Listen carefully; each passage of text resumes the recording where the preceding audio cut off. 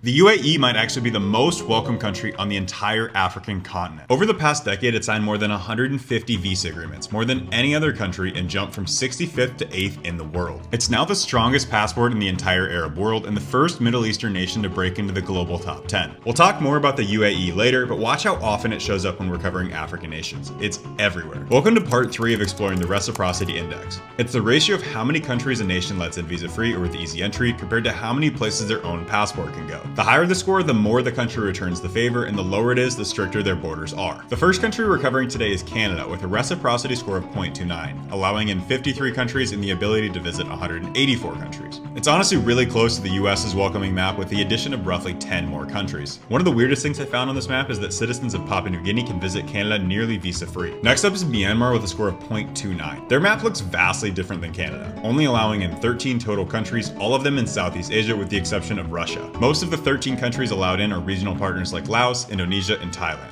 The Central African Republic, or CAR, has a reciprocity score of 0.29. Their map has a pretty interesting quirk. They allow Israeli citizens visa-free, yet CAR citizens can't visit Israel. Strangely, they can visit Palestine visa-free, one of only a handful of African nationalities with that access. Chad has a score of 0.31 and allows in 16 countries, mostly its West and Central African neighbors, plus the UAE. Chad's score has ticked up slightly since 2016, adding 3 new countries, but overall it's remained one of the more closed-off nations in Africa. The Republic of the Congo has a reciprocity score of 0.31, and its map looks nearly identical to the other Central African nations we've covered. It offers visa-free access to just 5 nearby countries and extends visa on arrival to a few others, plus, once again, the UAE. Burkina Faso has a score of 0.32, following the exact same trend as its neighbors, regional access across West Africa, plus the now familiar additions of the UAE and Singapore. New Zealand has a score of 0.33 with access to 187 countries, solidly in the top 10, yet only allows 56 in return. It's actually the 4th least reciprocal Western nation. They only allow Australia in visa-free. Besides that, it's a mix of mostly stable developed countries. Niger has a score of 0.33 and again sticks to its neighborhood with one weird exception. Hong Kong gets a 14-day visa-free entry. Unfortunately, there's no public explanation for this, but if anyone has a hunch, please leave it in the comments. I